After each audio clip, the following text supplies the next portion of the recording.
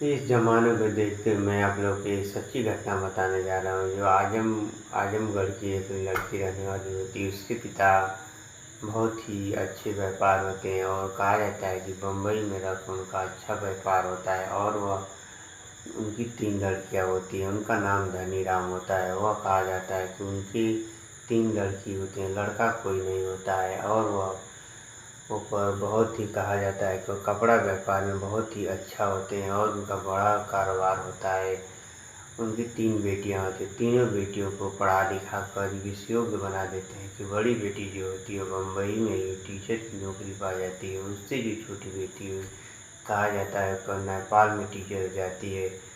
और जो उससे छोटी बेटी वो छोटी बेटी की आजमगढ़ में शादी कर देते हैं और उनकी जो स्थिति खराब होने लगती है, दिन प्रतिदिन स्थिति जब खराब होने लगती है और व्यापार में घाटा होने लगता है तो व्यापार उनका धीरे धीरे बंद हो जाता है। और तब उनको उन माता पिता को कहा जाता है कि तीनों बेटियों की जब शादी हो जाती है तब उन माता पिता बहुत मजबूर होकर वृद्धा आश्रम में रहने लगते हैं।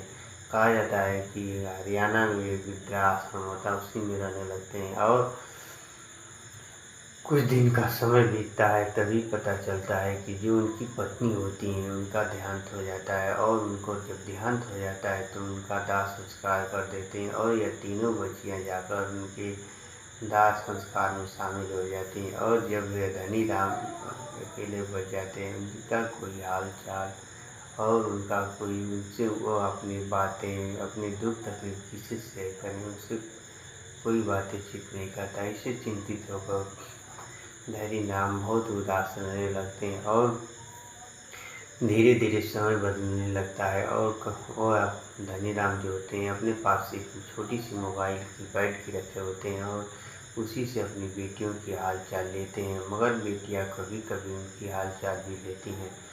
कहा जाता है कि समय बदलने लगता है और वहाँ पर जो प्रशासन होता है, जो वृद्धाश्रम का, धनीराम का तबीयत खराब होने लगता है तब वो लोग फ़ोन लगाकर उनकी तीनों बेटियों को सूचित करते हैं कि आपके पिताजी की तबीयत सही नहीं है, आइए भेंट कर लीजिए। तब वह तीनों बेटियां भी बहाना कर लेती हैं कि पिताजी हमको टाइम नहीं है और वो फ़ोनों पर बात कर लेती हैं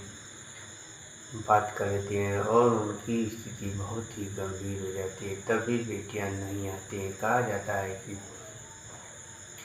जब धनीराम की स्थिति ज़्यादा खराब होने लगती, जब धनीराम का इंतकाल हो जाता है तब भी एक बार प्रशासन ये प्रयास करता है कि जो वहाँ के प्रशासन होते हैं जो वहाँ से फिर संपर्क करते हैं कि बच्चों को बता दिया जाए कि उनके पिताजी अब इस दुनिया में नहीं रहेंगे। जब यह घटना वह बेटियाँ सुनती हैं तो वह सोचते हैं कि बेटियाँ सुनकर हैरान हो जाएंगी, मगर वहाँ से बहुत ही देर से आवाज़ आती है कि आपके पिता का मृत्यु हो गया। तब वह बेटियाँ बहुत खुश नहीं होती हैं और कहती हैं कि जब हमारे पिता का मृत्यु हो गया तो उनका दाह संस्कार कर दिए, वह हम लोग नहीं आ पाएंगे।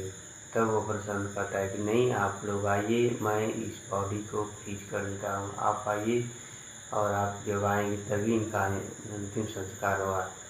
तब वो बेटियां, तीनों बेटियां में से एक भी बेटियां यह नहीं कहती हैं कि जो बेटी बम्बई रहती है वो भी नहीं कहती है कि मैं नहीं आऊँगी और अपने पिता के अंतिम संस्कार में शामिल होगी।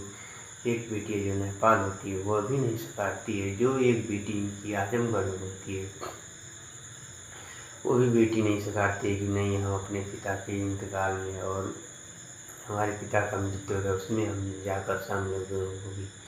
मगर उसमें से एक जो बेटी होती है वह 5100 रुपया फ़ोन में डाल देती है कि हमारे पिता का अंतिम संस्कार ठीक ठाक से कर देता है। जो एक बेटी बचती है वो वीडियो कॉल पर बातें करती है कि हमको हमारे पिता का जो अंतिम संस्कार हो रहा है वो हमको दिखा दीजिए।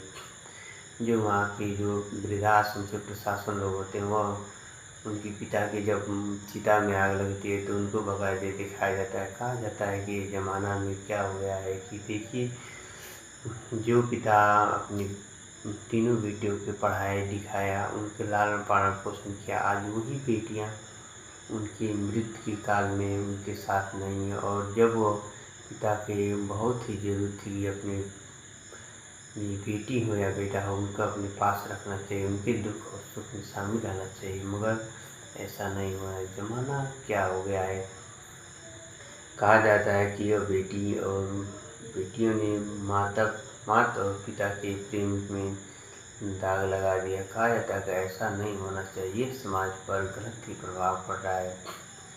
और जो बेटी वीडियो कॉल पर बातें करती है, वो भी कहती है कि आप लोग जल्दी करिए, हमको खाना है, नहाना है।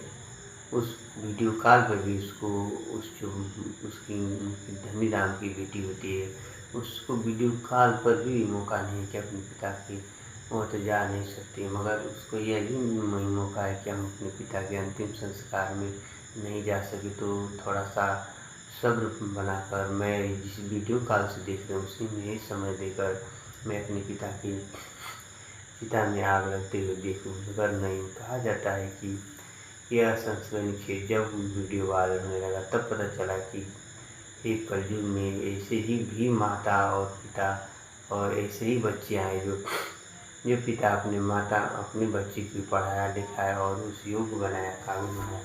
आज वो बच्चियाँ सरकारी मास्टर हैं, टीचर हैं, वो क्या बच्चों की ज्ञान देगी जो ऐसा करती हैं। इसी के बारे में मैं अपनी वाणी को विराम देता हूँ।